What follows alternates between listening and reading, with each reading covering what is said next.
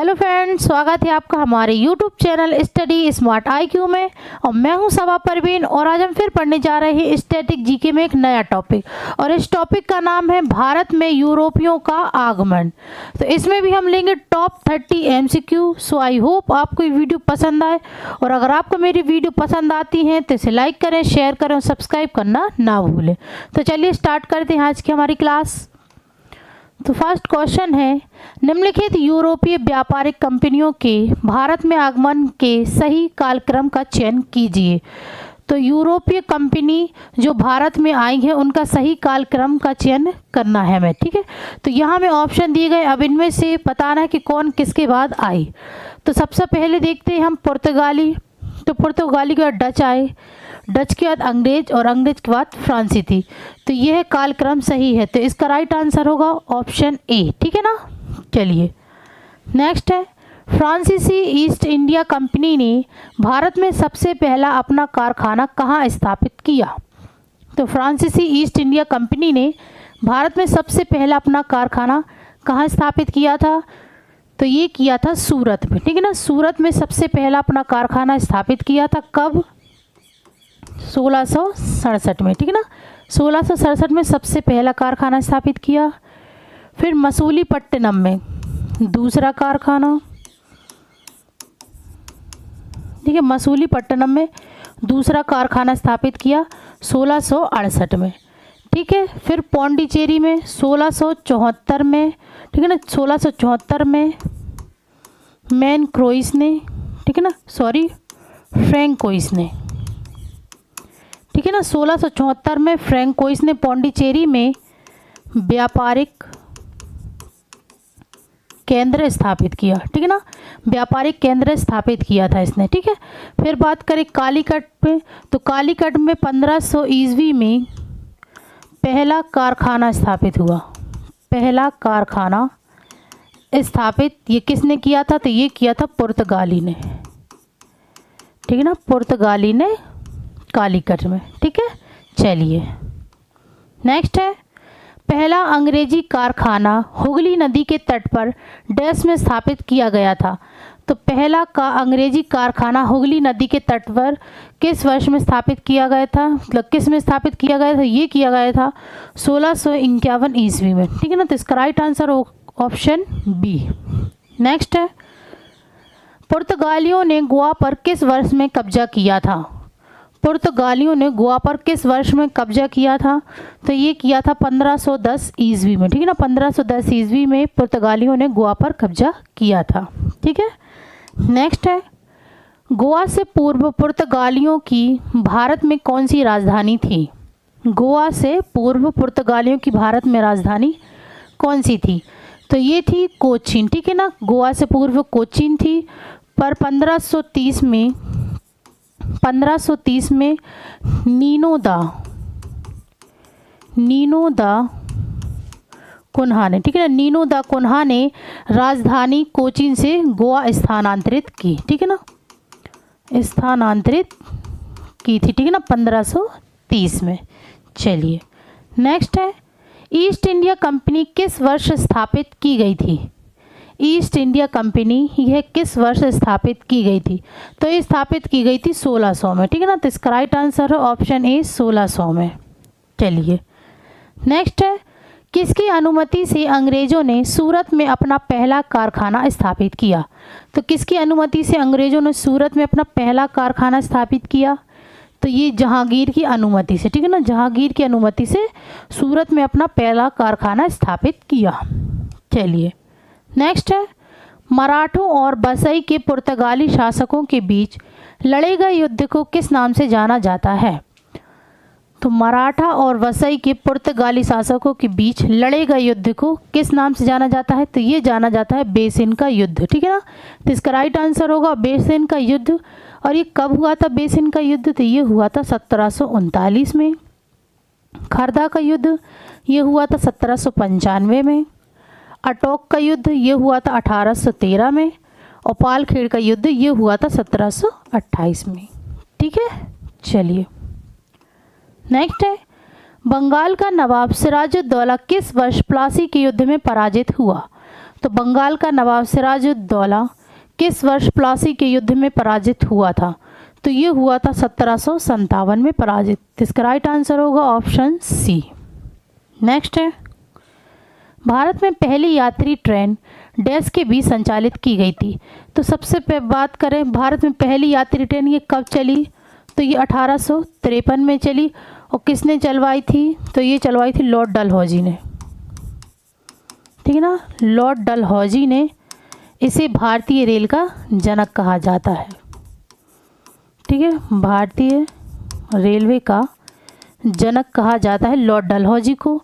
Lord Dalhousie ये भारत के governor general थे 1848 से 1856 तक, ठीक है। तो इन्होंने ही पहली यात्री ट्रेन चलवाई थी बॉम्बे से ठाणे के बीच, ठीक है ना। बॉम्बे से ठाणे के बीच ये चलवाई थी, 34 किलोमीटर की दूरी तय की थी इसने, ठीक है ना, 34 किलोमीटर की दूरी।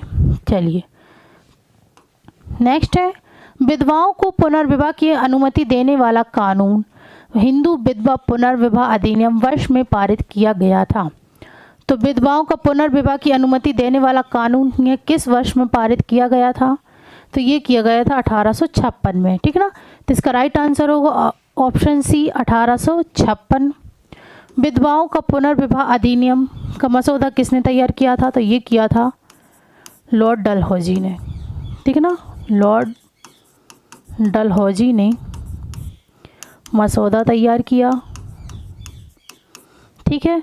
फिर लॉर्ड कैनिंग ने इसे पारित किया था, ठीक है ना। तैयार किसने किया था? लॉर्ड डलहौजी ने, और पारित किया था लॉर्ड कैनिंग ने। और इसमें डॉक्टर ईश्वर चंद्र विद्यासागर, ठीक है ना, ईश्वर चंद्र विद्यासागर ने विधवाओं के पुनर्विवाह का सबसे महत्वपूर्ण प्रचारक थे, ठीक है ना। सबसे महत्वपूर्ण प्रचारक थे कौन? डॉक्टर ईश्वर चंद्र विद्यासागर, ठीक है। चलिए नेक्स्ट है, निम्नलिखित में से किस वर्ष में बंगाल राज्य कैदी विनियमन पारित किया गया था? तो किस वर्ष में बंगाल राज्य कैदी विनियमन पारित किया गया? तो ये किया गया था 1818 में, ठीक है ना। तो इसका राइट आंसर होगा ऑप्शन सी 1818 में। नेक्स्ट है, भारत में फ्रांसीसी उपनिवेश की राजधानी क्या थी?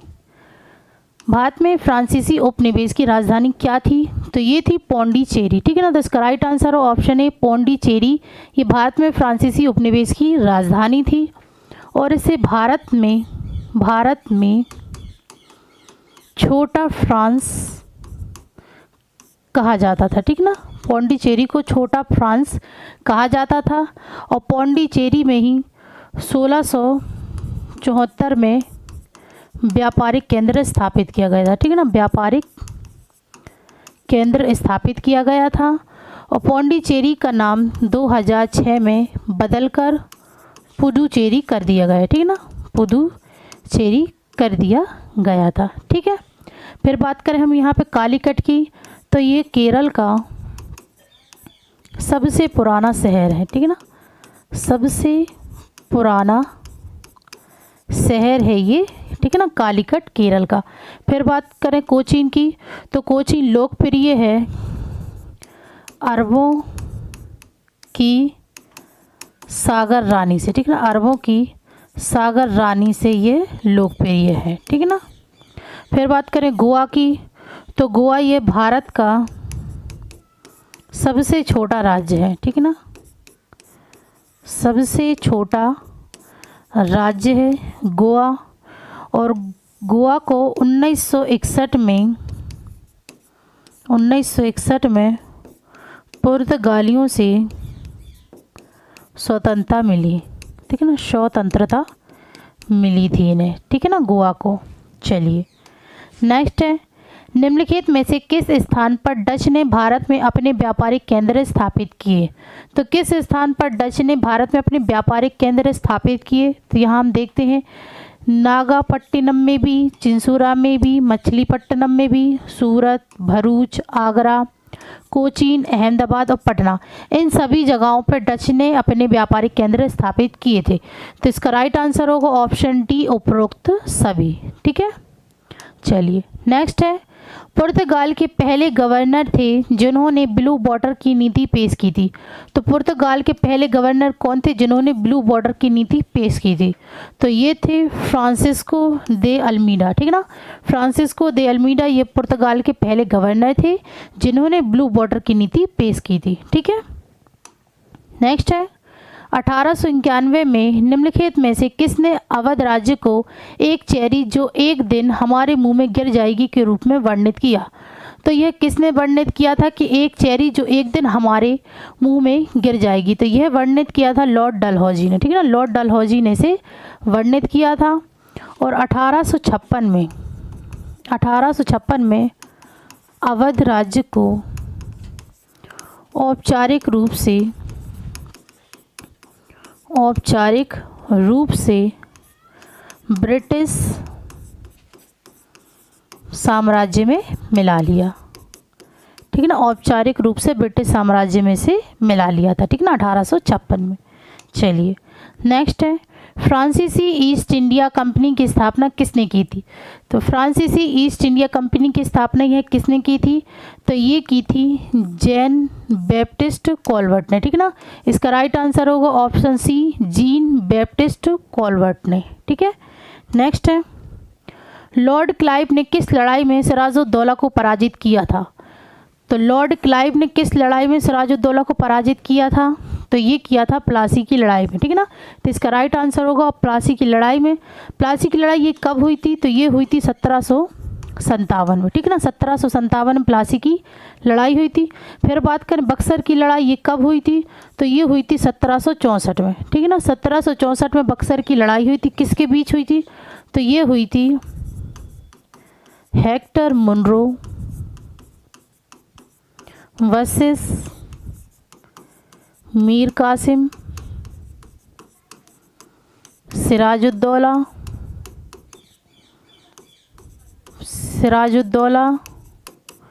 शाह आलम द्वितीय के बीच हुई थी, ठीक है। फिर बात करें हम यहाँ पे पानीपत की लड़ाई। तो पानीपत का पहला युद्ध कब हुआ था? पानीपत का पहला युद्ध ये कब हुआ था? तो ये हुआ था 1526 में, ठीक है ना। 1526 में पानीपत का पहला युद्ध हुआ था। किसके बीच? तो ये हुआ था बाबर वर्सेस इब्राहिम लोदी के बीच, ठीक है ना। बाबर वर्सेस इब्राहिम लोदी के बीच हुआ था, ठीक है। फिर पानीपत का दूसरा युद्ध ये कब हुआ था? तो ये हुआ था 1556 में, ठीक है ना। 1556 में पानीपत का दूसरा युद्ध हुआ था।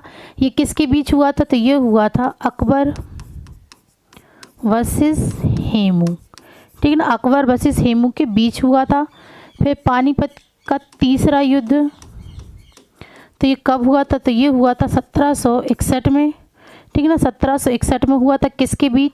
तो ये हुआ था सदाशिव राय भाऊ वर्सेस अहमद शाह अब्दाली के बीच, ठीक है ना। अहमद शाह अब्दाली के बीच हुआ था, ठीक है ना, पानीपत का तीसरा युद्ध। फिर हम बात करें यहाँ पे हल्दी घाटी की लड़ाई ये कब हुई थी? तो ये हुई थी 1576 में, ठीक है ना। 1576 में किसके बीच? तो ये हुई थी महाराणा प्रताप वर्सेस मुग़ल सम्राट अकबर के बीच, ठीक है। चलिए नेक्स्ट है मुग़ल सम्राट जहांगीर के शासन में सर विलियम हॉकिंस किस वर्ष सूरत आया था? तो मुग़ल सम्राट जहांगीर के शासन में सर विलियम हॉकिंस ये किस वर्ष सूरत आया था? तो ये आया था 1608 में, ठीक है ना। 1608 में यह सूरत आया था। चलिए नेक्स्ट है बक्सर की लड़ाई कब लड़ी गई थी? बक्सर की लड़ाई ये कब लड़ी गई थी? तो ये लड़ी गई थी 1764 में, ठीक है। तो इसका राइट आंसर होगा ऑप्शन बी 1764 में। किसके बीच? Hector Munro versus Mir Qasim Sirajuddaula और शाह आलम द्वितीय के बीच ये लड़ी गई थी, ठीक है। नेक्स्ट है कौन सा युद्ध अंग्रेजों द्वारा जीता गया और पांडिचेरी की संधि के साथ संपन्न हुआ था? तो कौन सा युद्ध अंग्रेजों द्वारा जीता गया और पांडिचेरी की संधि के साथ संपन्न हुआ था? तो ये हुआ था द्वितीय कर्नाटक युद्ध, ठीक है ना। तो इसका राइट आंसर होगा ऑप्शन सी द्वितीय कर्नाटक युद्ध। नेक्स्ट है किस यूरोपीय शक्ति ने सबसे पहले भारत में व्यापारिक केंद्र स्थापित किया था? तो किस यूरोपीय शक्ति ने सबसे पहले भारत में व्यापारिक केंद्र स्थापित किया था? तो ये किया था पुर्तगाली ने, ठीक है ना। पुर्तगाली ने 1500 ईस्वी में, ठीक है ना, 1500 ईस्वी में कालीकट में, ठीक है ना, कालीकट में इन्होंने पहला कारखाना अपना शुरू किया था, ठीक है। नेक्स्ट है चंदरनगर या चंदन नगर 23 मार्च 1757 को ब्रिटिश नौसेना द्वारा कब्जा कर लिया गया एक डैश उपनिवेश था। तो 13 मार्च 1757 को ब्रिटिश नौसेना द्वारा कब्जा कर लिया गया, तो यह एक फ्रेंच उपनिवेश था, ठीक ना, फ्रेंच फ्रांसीसी, ठीक है ना, फ्रेंच या फ्रांसीसी उपनिवेश था। चलिए नेक्स्ट है डच ईस्ट इंडिया कंपनी का गठन किस वर्ष में किया गया था? डच ईस्ट इंडिया कंपनी का गठन किस वर्ष किया गया था? तो ये किया गया था 1602 में, ठीक ना, 1602 में। नेक्स्ट है उस अंग्रेज अधिकारी का नाम बताइए जिसने चंद्रगिरी के शासक से 1639 में मद्रास पट्टी पर उधार लिया था। तो क्या नाम है उस शासक अंग्रेज अधिकारी का? तो ये है फ्रांसिस डे, ठीक है ना। फ्रांसिस डे ने चंद्रगिरी के शासक से 1639 में मद्रास पट्टी पर लिया था, ठीक है। नेक्स्ट है निम्नलिखित में से कौन से कथन सही है? तो हमें यहाँ पे 2 कथन दिए गए, इनमें से हमें बताना कौन सा सही है, ठीक है। तो फर्स्ट देखते हैं, ब्रिटिश ईस्ट इंडिया कंपनी की स्थापना के बाद डच ईस्ट इंडिया कंपनी की स्थापना हुई, तो ये सही है। फिर वास्को डी गामा वर्ष 1498 में कालीकट पहुंचा, तो ये भी सही है। तो इसका राइट आंसर होगा ऑप्शन सी 1 और 2 दोनों, ठीक है। नेक्स्ट है चंदन नगर को 1673 में एक फ्रांसीसी उपनिवेश के रूप में स्थापित किया गया था। बंगाल के तत्कालीन नवाब से हुगली नदी के दाहिने तट पर एक व्यापारिक चौकी स्थापित करने की अनुमति प्राप्त की। तो ये तत्कालीन नवाब कौन थे? तो ये थे इब्राहिम खान, ठीक है ना। इब्राहिम खान से हुगली नदी के दाहिने तट पर एक व्यापारिक चौकी स्थापित करने की अनुमति प्राप्त की थी, ठीक है। नेक्स्ट है निम्नलिखित में से कौन सी यूरोपीय वाणिज्यिक कंपनी का उनके बेस शहरों से सही मिलान किया गया है? तो यूरोपीय वाणिज्यिक कंपनी का उनके बेस शहरों से सही मिलान किया गया है, तो हमें इन चारों में से बताना है किन में किया गया है, ठीक है। तो तंजौर में पुर्तगाली, ये गलत है। पणजी में डच, ये भी गलत है। मद्रास में ब्रिटिश, ये सही है। और पांडिचेरी में फ्रेंच, ये भी सही है। तो इसका राइट आंसर होगा ऑप्शन सी 3 और 4 केवल, ठीक है। नेक्स्ट है सहायक गठबंधन 1798 में डैश द्वारा तैयार की गई एक गैर हस्तक्षेप नीति थी, ठीक है ना। सहायक गठबंधन 1798 में डैश द्वारा तैयार की गई गैर हस्तक्षेप नीति थी, तो यह तैयार की गई थी लॉर्ड वेलेजली के द्वारा, ठीक है ना। लॉर्ड वेलेजली के द्वारा यह तैयार की गई थी। नेक्स्ट है विलियम हॉकिंस सम्राट जहांगीर से डैश ईस्ट इंडिया कंपनी के प्रतिनिधि के रूप में मिले थे। तो विलियम हॉकिंस ये सम्राट जहांगीर से डैश ईस्ट इंडिया कंपनी के प्रतिनिधि के रूप में मिले थे, तो ये थे अंग्रेजी ईस्ट इंडिया कंपनी के प्रतिनिधि के रूप में मिले थे विलियम हॉकिंस, ठीक है ना, सम्राट जहांगीर से। तो ये थे आज के हमारे top 30 MCQ। So I hope आपको ये वीडियो पसंद आई हो। तो ऐसी ही वीडियो देखने के लिए हमारे चैनल को लाइक करें, शेयर करें, सब्सक्राइब करें। Thank you.